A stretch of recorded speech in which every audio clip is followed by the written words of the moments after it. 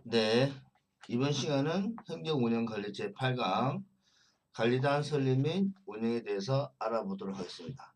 자, 교재를 같이 보면서 하도록 하겠습니다. 교재 보시고요. 소장님들이 이 상가 빌딩을 가시면 신축일 때는 당연히 구분 소유자가 50명 이상일 때, 그리고 그게 50%, 25명 이상이 등기를 마쳤으면 3개월 이내에 관리단을 설립해서 지자체에 보고해야 됩니다. 아니면 과태료 200만 원. 제가 말씀드렸어요. 근데 아직까지 법이 생긴 지 한 1년도 안 됐기 때문에 과태료를 부과하진 않아요. 그냥 설립해라고 어떤 중요 지자체에서 하고 있고, 아직 지자체가 또 그런 업무를 개시하지 않는 경우도 있어요. 근데 차츰 조금 지나면 압박이 들어올 것이다. 그래서 관리단 설립하고 관리단 운영하는 것을 잘 아셔야 된다. 중요하고요. 교재 한번 보겠습니다. 그래서 교재 보시면 관리단은 무엇일까요? 관리단, 구분 소유주들의 단체, 아파트는 입주자 대표회의, 분양주 모임이겠죠. 그러면 분양주가 아닌 임차인들의 모임은 뭐죠? 번영회. 이해하셨죠? 번영회. 관리단을 취하지 않습니다. 그리고 그 번영회는 누구나 할 수 있다. 임차민도 할 수 있고 누구나 할 수 있다. 하지만 관리단이란 구분 소유자들만의 단체다. 관리인위원회란, 여기 관리인 아니고 관리위원회라 할게요. 법의 관리위원회가 되시면. 관리위원회는 관리단의 임원들, 전체 구분 소유자 너무 많은데 그 임원들만 모시면 관리위원회겠죠. 관리인이란 관리단을 대표하는 자도 되지만 요새는 좀 바뀌어서 집합 건물을 운영을 대표하는 자. 왜 그런가요? 예전에는 관리단이란 관리인이란 회장이 관리인이었어요. 그런데 지금은 좀 바뀌어서 관리인이란 집합 건물 운영을 대표하는 자. 누구나 할 수 있다. 그런 뜻으로 바뀌었습니다. 아시면 되고요. 그래서 우리가 관리단을 설립하는 주요 목적 무엇인가요? 고유번호증을 발급하기 위해서 번호증이 이렇게 생겼어요. 수익 이제 사업 이제 세무서에서 보통 받는 거거든요. 그래서 일정의 요건을 갖추고 그러면 이렇게 고유번호증을 줍니다. 이게 이제 수익 사업을 하지 않는 병리 법인 및 국가기관 등. 근데 이걸로 세금계산서를 받고 하면 돼요. 세금계산 받고 세금계산 끌을 수 있는데 세금은 똑같이 냅니다. 법인 사업격입니다. 법인이란 무엇인지 아시죠? 사람이란 자연인과 법인으로 나눕니다. 그래서 주식회사 같은 거 법인이겠죠. 82번 중간에 보면 82번 80번 단위가 법인이에요. 그래서 이걸로도 사업할 수 있지만 법인과 똑같은 세무 활동을 해야 된다. 그 얘기이고요. 그래서 우리가 관리단을 설립한다는 목표는 고유분증을 발급하는 목표다. 그렇게 아시면 돼요. 그래서 관리단을 설립하는 방법. 자, 입주 건물. 이 입주 건물은 시행사 또는 관리소가 주도해야 되겠죠. 그래서 좀 바꿔볼게요. 총회를 하든지, 총회 모인다는 뜻이겠죠. 모의를 하든지 서면 동의를 하든지. 그리고 기존 주문한 지 좀 된 건물은 5분의 1의 구분 소유자가 모여서 총회를 하든지 서면 동의하든지 두 개입니다. 그래서 일단 아시고 뒤에 디테일하게 넘어가겠습니다. 앞전 시간에 빌딩 집합 건물에 관한 법률에 한번 했던 내용입니다. 관리 기여에서도 했고요. 그렇지만 한 번 더 디테일 알아보도록 하겠습니다. 그래서 입주 건물인 경우에는 이렇게 서면으로 받는 거죠. 그래서 서면 동의가 몇 프로죠? 4분의 3 이상이 서면 동의 했을 때 관련 집회를 한 것으로 계류한다. 자, 입주 건물인데 자 보십시오. 50세대 이상인 구분 소유자가 50%가 저기 뭐죠? 등기를 마치면 상계인에 신고해야 된다고 돼 있잖아요. 이런 법에 의해서. 그런데 쉽습니다. 자, 보십시오. 100세대가 가능하죠. 가정하자고요. 근데 분양이 50% 됐어요. 그럼 나머지 50%는 어떡하지? 50% 누구 거야? 시행사거잖아요. 시행사거. 50% 시행사거 받으면 자 4분의 3이에요. 4분의 3이 몇 분이 75%잖아요. 25명부터 더 받으면 돼. 그러면 서명 결의한 것으로 본다. 쉽죠? 그래서 이렇게 동의서를 받는 거예요. 그런데 이 사람들 잘 안 해주려고 그래요. 야, 그런데 80% 90% 분양되면은 그때 가서 정식으로 하겠다. 그 얘기입니다. 그때 가서 정식으로 할 테니까 지금 해라. 안 하면 우리 가처를 못 하니까. 그렇게 해서 미리 하는 게 좋습니다. 이해했었죠? 이해하실 거라고 생각하고요. 자, 다음 보겠습니다. 그래서 그 서면으로 동의인데 안 오는 경우도 있어요. 그럼 전자적 동의. 이런 인터넷에 전자동의처럼 이렇게 막 사이트가 있어요. 법적으로 인정받는 사이트. 그거를 통해서 전자동의를 받아도 돼요. 쉽겠죠? 그러면 소유자가 입주할 때 잘 안 나타나는 경우가 있어요. 왜? 다 임대주니까. 그럴 때는 저기 뭐죠? 전자적 동의를 방법을 이용해도 뭐 편리하게 할 수 있다. 그 얘기입니다. 두 번째, 관리단을 설립하지 않은 관리단이 설립되지 않는 경우에 건물 이죠. 기존 건물 잠깐만요. 기존 건물에 칩시다. 기존 건물이라고 뭐랄까요? 기존 건물 총회하는 방법 뭘까요? 5분의 1이 뭐예요? 구분 소유자 100세대 중에 20명이 모여서 관리단 총회를 하는 거죠. 그래서 20명이 다 사인하고 우리끼리 이렇게 관리단 설립하는 절차를 밟자. 그리고 우리를 임시관리단 칭하자. 그리고 이 내용을 관리소에나 시행사에다 줍니다. 이렇게 우리 5분의 1은 모였으니 언제 관리단 집회를 하자. 총회를 하게 전 구부선도 알려라. 근데 시행사는 이걸 받으면 2주 이내에 알려야 돼요. 뭐 안 알린다고 해서 법적인 책임이 있지는 않나요. 그런데 안 알렸어. 예를 들어서 안 알렸어. 그러면 이 5분의 1에 모인 사람들이 소집총회 요청서를 전 구분 소유자한테 보내면 돼요. 그러면 언제 할 테니까 언제 모이시오. 그리고 모일 때는 위임장에다가 뭐 오지 못한다면 위임장에다가 위임인란을 비우든지 뭐 누구한테 적든지 가서 위임장을 써서 보내주시오. 그 얘기입니다. 그렇게 해서 한다. 그래서 소유총회 요청서 있죠. 이렇게 임시관리다. 그래서 전 구분 소유자 한 명이라도 빠지면 안 돼요. 문제가 생길 수 있어요. 전 구분 소유자에 등기부등본을 한다. 위임장을 동편해서. 주소는 어떻게 알죠? 등기부등본에 있죠? 각 세대 등기부등본 치면 나옵니다. 그리고 이게 몇 페이지죠? 책을 보시고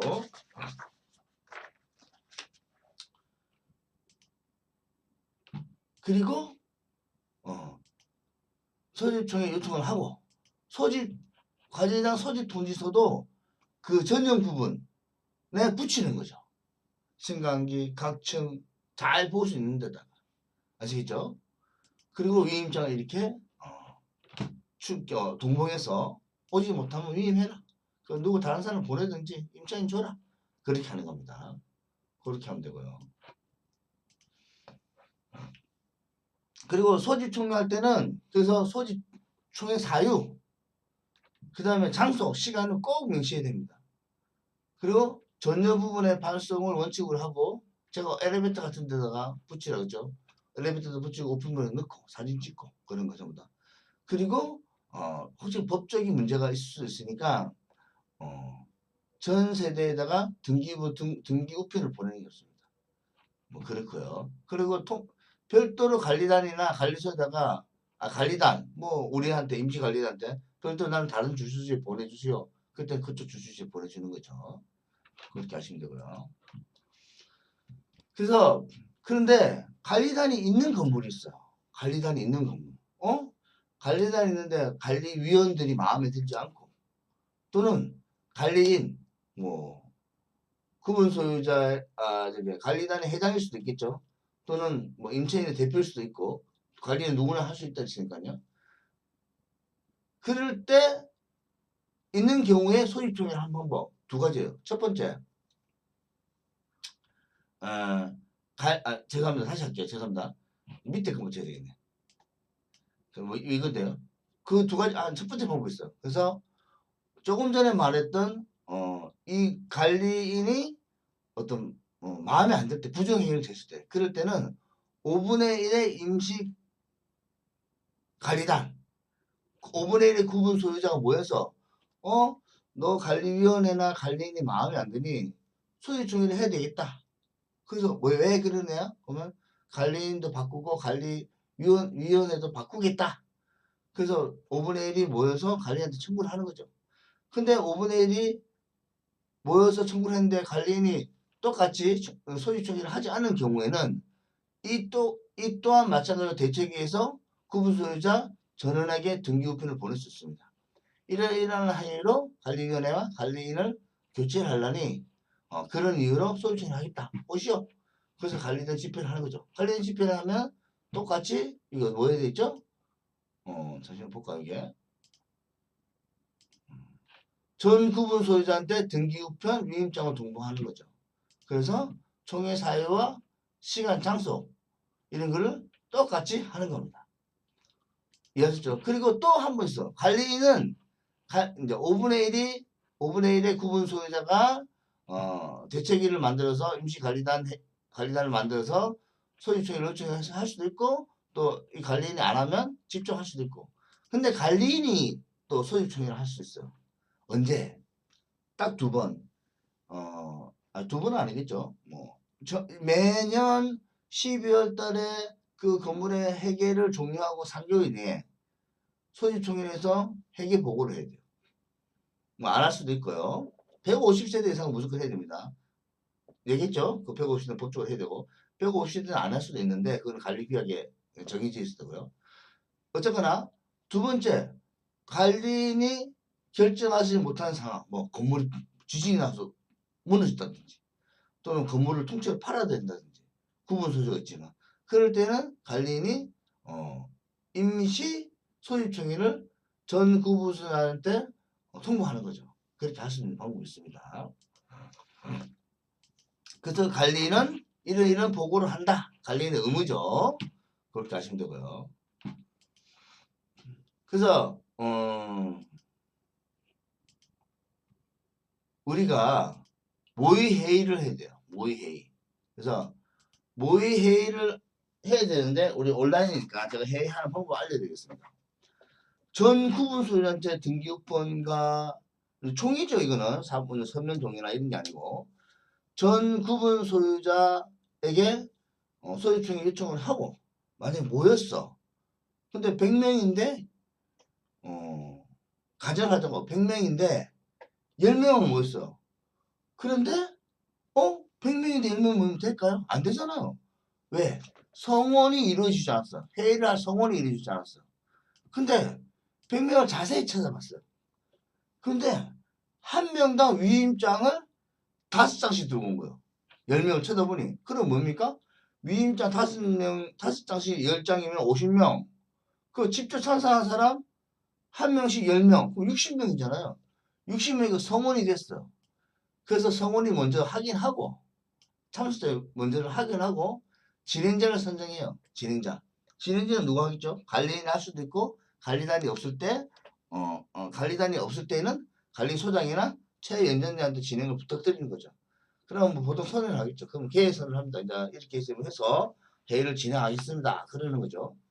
그리고 성문 보고를 해요. 이렇게 해서 10명이 모였고 그리고 위임장이 60명, 50개가 왔으면서 100명 중에 가반수가 넘어서 이 회의는 성원이 되었다. 그래서 이제 체크를 하는 거죠. 신분증하고 다 체크, 위임장하고 맞는지 하면 다 체크를 하는 겁니다. 하고 이제 안건을 산정해요. 안건을 산정할 때 첫 번째 뭐 할까요? 여기 안건이 있네. 안건 볼까요? 첫 번째 관리단 성인의 동의. 물어보는 거죠. 회의 진행자가 우리 땡땡 건물 관리단 설립에 동의하는지 반대하는지 거수를 묻겠습니다. 그러니까 반대하시는 분 거수. 근데 아무도 없어. 그러면 동의하시는 분 거수. 다 들었어. 그러면 만장일치로 거수하여 관리단 설립에 동의하고 관리단 설립을 선언함. 그렇게 적는 거죠. 누가 회의라고 적어야 돼요. 두 번째, 관리인의 대표 선정.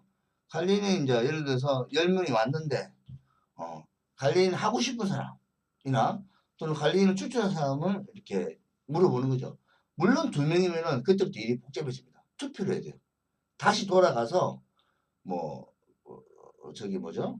후보자 등록도 해야 될 수도 있고 뭐 그러니까. 근데 뭐 그때만 2명이다. 그럼 투표를 해야 되는 거예요. 그 포부를 바뀌고 그 자리에서 위임장을 그 자리에서 투표를 하는 거죠. 하면 되고. 근데 1명이다. 그러면 뭐 여기서 최고 연장자가 시키는 게 맞는 것 같다. 그러면 그분한테 이분이 뭐 최길동 씨가 관리단 대표로 뭐 한 가람 씨를 추천했고 한 가람 씨는 관리단 대표에 승낙하였습니다. 그래서 전체 참여자 전원에게 관리단 회장으로서의 어떤 그 가부를 묻자 뭐 전원이 거수하여 찬성하여 관리인으로 선정하 그래야 되는 거죠. 근데 그리고 또 관리인이 있으면 회장으로 치면은 부회장, 뭐 감사, 총무 정도 있어야 될 거 아니에요. 그래서 또 이제 뽑아서 뽑는 거죠. 근데 아무도 안 하려고 그래요. 그러면 관리인한테 부탁해. 그럼 당신이 지목해라. 그러면 당신은 부회장 해주시고, 당신은 감사해주고, 당신은 총무해 주십시오. 그러면 하기 싫다 한다고 하는 거죠. 그냥 해라 무조건 하는 거죠. 그래서 이 사람들이 이 사람을 지목하여 이 사람들의 직책을 승낙함. 그러면서 관리위원회가 구성이 마무리돼. 그래서 요번에 추후에 안건 3번. 이 3,000평짜리 건물인데 야간 경비가 없어. 우리 야간 경비가 없어도 관리비가 좀 올라가도 야간 경비를 투입하고 관리비 인상분을 전구분소에서 부과하자. 그게 동의하느냐? 그럼 또 만장일치 거수를 묻자 동의함. 그 다음에 관리 용역업체 변경.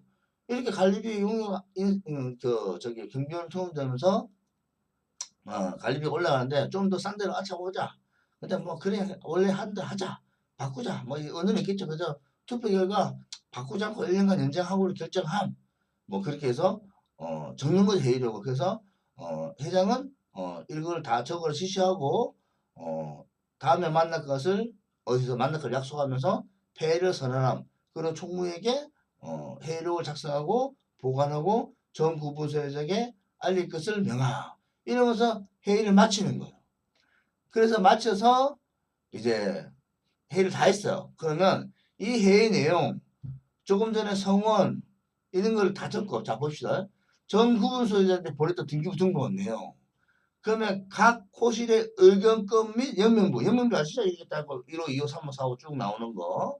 그러면 관리단 참석자 명부 성원이 됐는지 안 됐는지 그 명부. 그럼 회의록 관리인 대표자 신분증 관리단 도장 관리 규약을 들고 세무서로 가시면 세무서가 고유보증을 발급해 줍니다. 이 접수받고 한 며칠 있다가 확인하는 경우도 있습니다. 이 회의록이나 여러 가지 서류가 맞는지 안 맞는지. 그래서 관리단 설립이 까다롭기 때문에 세무서가 확인하는 경우가 많아요. 그렇게 해서 나중에 관리단이 고유보증이 발급된다. 그렇게 아시면 돼요. 그 모의회는 한 거잖아요. 지금 했고. 그래서 이제 좀 상식적으로 알아야 될 거. 자체 관리와 위탁 관리가 있어요. 위탁 관리는 말 그대로 모든 것을 관리회사가 위탁하는 거예요. 네가 통장도 돈도 받고 운영도 네가 하고 사람도 네가 뽑고 네가 다 해. 자체 관리는 이 사업자 등록증이 나왔잖아요.